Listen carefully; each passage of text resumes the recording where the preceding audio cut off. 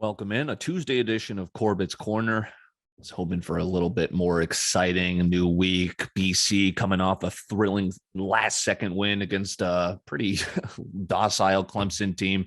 That's not a top 25 team, but Dennis Grosel remains turnover prone. He takes his eye off the snap, fumble, deflation, lack of elation. But we're here. We're here for you. Hoping to do something cool this week. We might do some form of a live watch along party for the Cards game. I'm trying to formulate a couple of Cards fans on who want to watch the game, enjoy a beer, maybe commentate the game for people that may find that interesting. I don't know. It might not work out with the planning, and who knows? Maybe we'll be able to do it later on in the playoffs if they can beat the Dodgers. We'll get into that in a little bit later. We'll see. Keep an eye out. It'll be heavily promoted if we do get something in the works, possibly coming tomorrow night.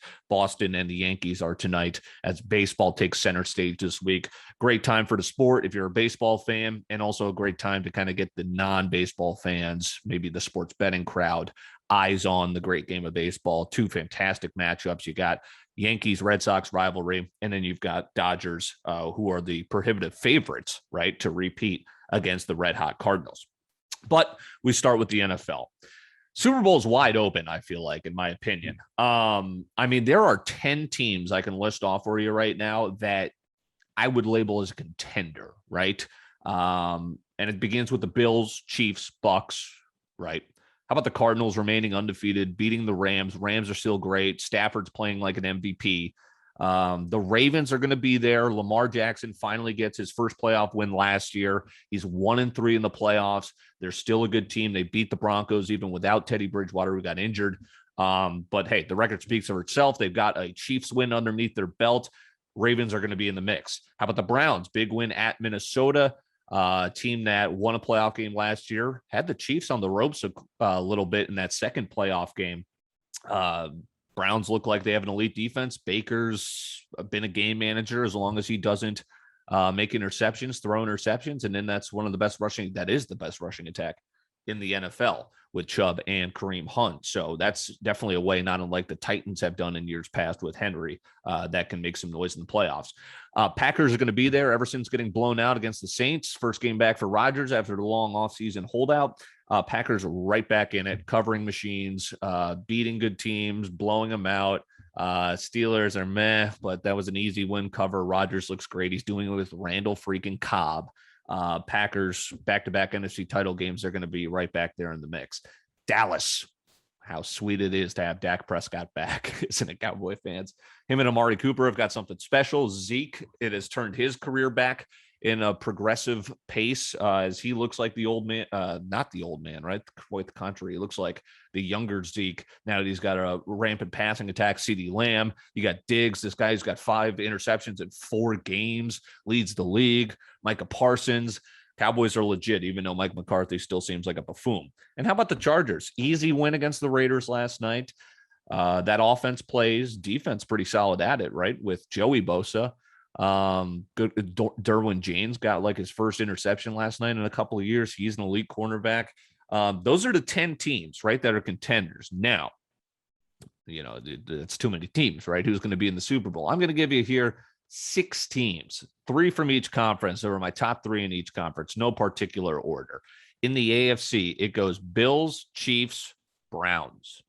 I think those are your top 3 teams in the AFC right now. NFC, got to go Bucks, Rams, Browns. I want to put, Bucks, Rams, Browns. Bucks, Rams, Packers. Those are my 3. Bucks and Packers are going to be there. I think the Rams, who won a playoff game with Jared Goff, they got to a Super Bowl with Jared Goff. Now they have Stafford. That is a dangerous team. Cardinals, I want to put them there. They're real close. We'll see how they do. I'm interested to see how the Rams will do against the Seahawks. How good really are the 49ers? Cards are there, still a week away. Remember, they didn't make the playoffs last year. It's a lot to ask. These guys, the 6 teams in that crop have done it, right? They've had playoff experience, and that's where I put them in the upper echelon. But those guys that are contenders, Ravens, Lamar Jackson, you got to do better than 1-3 in the playoffs. Dallas, remember, Dak and Zeke were a great pair when they were challenging against the eventual Super Bowl runner-up Falcons. They lost a playoff game, never really quite got back with Jason Garrett, and now with Mike McCarthy, can they? And Chargers, same thing with Cliff Kingsbury, brand new head coach. and Brandon Staley, who looks like, I mean, that dude goes for it like it's a Madden, which is how most coaches should do it. When it's 4th and 2, I mean, you should go for 2-point conversions more often, and you should take some chances on 4th down more than that and be conservative. So the Chargers are dangerous, but they have no experience, right? That's a young team postseason, kind of no experience in the postseason. The last thing, Urban Meyer, I mean, the last thing on the NFL here. Does he even want to be in the NFL? Does he want to be in the NFL headlines? He's wearing an Ohio State pullover quarter zip, and he is, he's having young women grind on him at a sit-down bar. It's called Urban Meyer's Pint House. The woman doesn't even know who he is, which is just crazy. He looks just blasted out of his mind. And this was after he lost, right? Jacksonville loses 0-4. They finally cover a game, right? But they are still winless, one of just 2 teams, them and the Lions, great company. And he doesn't even fly back with the team after the loss. He flies to Columbus to get shellacked and then get photographed looking like a freaking geezer off his rocker. He apologizes. It's just one thing after another. What is he doing? What is he going to get blasted in Columbus for after a Thursday night football loss? The Urban Meyer experiment, the Khan family's having to come out. The owners of the team say, "Hey, he's got to gain back our trust." What the hell is going? What, you're gonna put him on a leash? Urban Meyer said in the quotes of his press conference that he's, he was worried about Trevor Lawrence going to Vegas, and all of a sudden you're just getting turned up at your own pine house in Columbus, Ohio, and you can't even stay out of the headlines. Urban Meyer just can't stay out of his own way. Kind of crazy. Falcons lose in the most Atlanta fashion. They head to London against the Jets, who just came off their first win over the Titans. What this team with their winning the whole game, and of course, J.D. McKissic then flies 10 yards past every Falcons defender for the go-ahead touchdown. Football Power Index ESPN has the Falcons going 4-13. That sounds about right. I mean, Matt Ryan's looking better. Cordero Patterson, MVP candidate? No, maybe for your fantasy teams if you got him. He's looking better. The team's not, because now the Falcons are an NFL worst, giving up 32 points per game. Defense stinks. Arthur Smith can't even find the ball to Kyle Pitts. Ridley's got 1 touchdown. I don't know. The Falcons are favored in London. I'm sorry. I can't even tell you with a straight face that I think we'll win, because we'll find some way to lose that. Unbelievable. Vikings played the most boring game ever. You know what sucks about not having cable is I cut the cord, and for some reason I can't get NFL Sunday Ticket anymore. You need cable to have NFL Sunday Ticket. Eventually it'll go over to Amazon, which is the right move, and thank God. But now I'm just stuck to watching 1 game, maybe 2 if I'm lucky, per Sunday, which sucks in the afternoon slate, at least, because I miss my red zone dearly. So I got to watch the absolute slush fest that was the Vikings play the Cleveland Browns in Minnesota. Cousins back to earth against the Cleveland defense. I told you, I think Cleveland's a top team. They showed that. I mean, the Vikings, again, now 1-3, you should have been 3-0, but you find ways to lose, and now you lose. Again, you had ways to win in Cleveland too, and you found ways to lose, even though the defense is looking better. Then the offense couldn't get paired with it. You host the winless Lions. Great. Football Power Index has you going 7-10. What does that mean? Another year of Zimmer and family, or is that finally the last straw? Is it going to be a 500 season? All right, let's get the win with the Vikings over the Lions, and then see from there, right? Take it week by week, I'm sure is what Zimmer's been saying. Mahomes, Wilson, Kyler Murray, Stafford. Those are at the top of my MVP rankings. Mahomes rips up the Eagles. How far have the Eagles fallen since week 1? Russell Wilson, 9 touchdowns, no picks. He gets a big win. We'll see what he could do on Thursday. Kyler Murray has the undefeated Cardinals rolling. Matt Stafford suffers the loss, but he's still got like 11 touchdowns, 2 picks. He looks great. Those are my top 4 in no particular order in MVP consideration. Let's get to college football. Did kind of mention BC, but I want to touch on it a bit more. So, I mean, that's just Football Power Index now has BC going 8-4. We're heading into the bye. We could have freaking won that game. That's a game we win with Phil Jurkovec going away. It just sucks not having him, injuring your starting court. There's no one behind Grossell, just a bunch of freshmen. Nobody knows the offense like Grissel, and he's fine. He just makes another 2 interceptions against Clemson. He had a couple of fumbles. He took some bad sacks. He's just, this team has showed that this is a top defense under Hafley in the nation. You've got weapons and Flowers and other receivers. And Grissel turned it on for that final drive until he coughed up the football looking at the play clock because it's Death Valley. I mean, it's just tough. I think under the lights at Death Valley got to the veteran O-line. It was shocking. Way too many penalties. There was like 3 false starts in a row. It was bad. I think it got to Hafley a little bit too. I think it showed that this was just his second year. Last year it was against Clemson's backup quarterback in DJ when Lawrence was hurt. Lawrence was out with COVID. This year coming in a little bit more confident, but underneath the lights, as opposed to the noon kind of kickoff game last year at Death Valley. Hafley he shouldn't have abandoned the run. He abandoned the run too early. Pat Garwo needs to be the workhorse. I don't know what is happening here where we're rotating backs. I get it. We have a lot of bodies back there to keep us fresh. Alex Sinkfield, I'm not impressed with. The yards per carry aren't great. He's not really breaking out of many runs. Travis Levy is great in the passing game, but whenever he gets handed the football, it's either 4 yards is kind of the ceiling, and it's usually a lot less. Garwo is almost averaging like 5-6 yards per carry every time he touches it. He breaks down. He's low center of gravity, but he can take off like a cheetah when he wants to.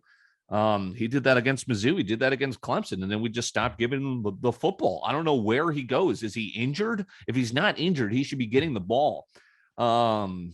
The defense was great. DJ and Clemson looked bad. That is the most vanilla offense. I mean, the BC gave away so many chances that Clemson was keeping us in the game. They couldn't score a touchdown. So many field goals on their side of the field because it's just DJ handing it off or keeping it for 3 yards.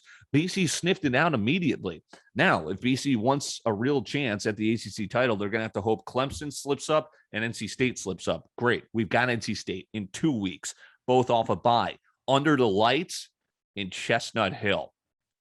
NC State just looked pretty bad against Louisiana Tech. They got the win, but I'm excited. That's a game where BC coming off the bye, they can bounce back. So again, hopes. It sucked losing that game to Clemson. That's a beatable Clemson team. They could lose again, even though I think FBI Football Power Index has them losing to Pittsburgh at Pittsburgh. Look what Kenny Pickett is doing. Low-key Heisman guy.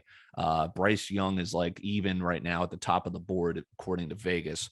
But look what Kenny Pickett is doing in Pittsburgh. Now, they lost to Western Michigan. So where the hell does Football Power Index think Pittsburgh's all of a sudden just better than Clemson? I don't know. But a lot can happen. Crazy week of college football coming up ahead. The last thing, too, is Hafley, again, maybe he didn't necessarily get out coached, but he maybe, he said himself he could have coached a better game.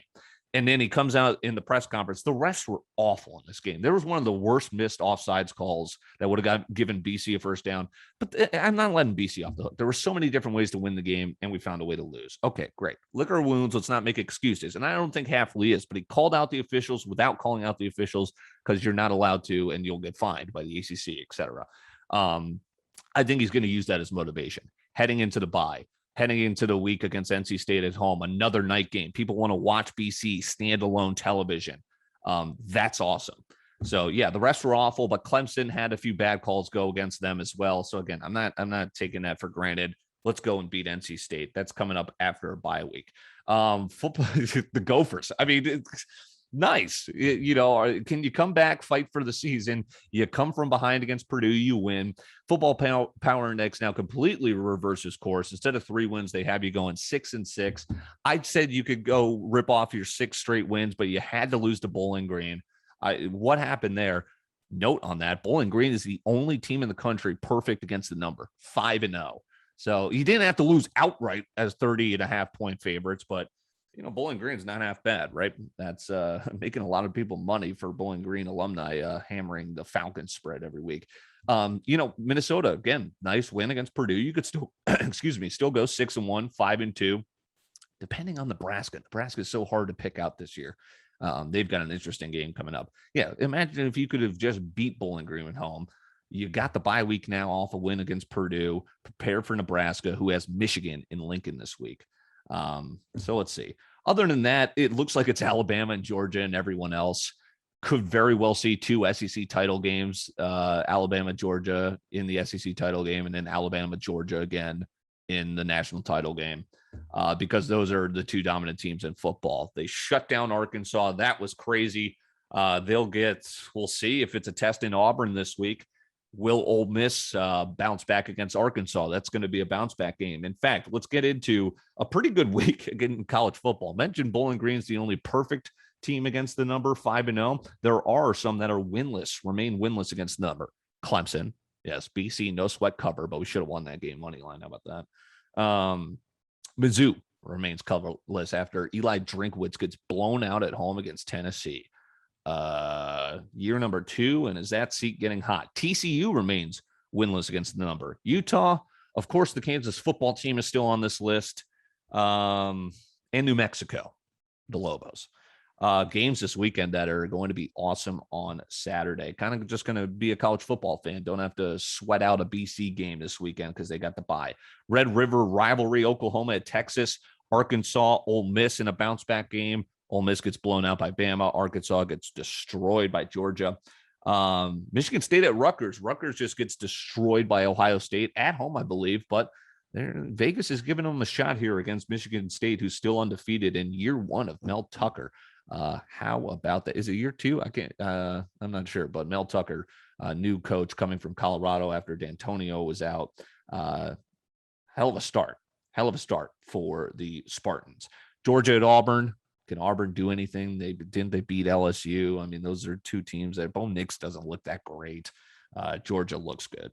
BYU hosting Boise. Boise always dangerous. A little down this year. I love this BYU team, so we'll see if they can stay undefeated. Wake at Syracuse. Will they remain undefeated, or do they have this typical Wake Forest ACC slip up? Syracuse surprise them in the Carrier Dome. I don't know. Game of the week is probably going to be Penn State, Iowa. I keep doubting Iowa, and they keep showing out. I mean, that's a top team. Penn State's no slouch either. That's going to be a hell of a game to watch. Nebraska welcoming in Michigan to Lincoln. Is Michigan for real? Is Nebraska for real? They're going to get loud in Lincoln. That's going to be a big Big Ten matchup. Kentucky surprises Florida. They are still undefeated. They welcome in Ed Ogeron and LSU, who are saying that the blame's on him for their lack of play since Joe Burrow on the national title team. Notre Dame coming off the loss at home to Cincy. They will head to Blacksburg. Pretty tough game at that, but Virginia Tech, they always hit or miss each week. So that's going to be a awesome week for college football weekend. NHL starts in 1 week. How about that? The Lightning, Tampa Bay Lightning, look for their first three-peat since the New York Islanders won 4 straight in 1980 through 1983. It's been a while. The Lightning are pretty damn dominant. NHL seems to be the only sport I'm actually good at betting on.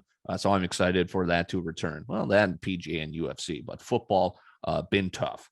Not a tough year for the Cards, a special year. Well, it wasn't without 500 baseball for the first, up until the last month of the season, and then one of the greatest runs we've ever seen as a franchise.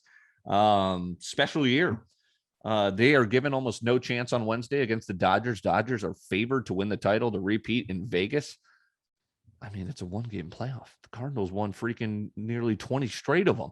Why can't we win this one? Waino, Scherzer, a battle of Cy Youngs. I know Waino's on the front. He's like top 5. There are a lot of guys better than them. Scherzer might honestly win. It's going to be him or Buehler, right? Maybe Burns.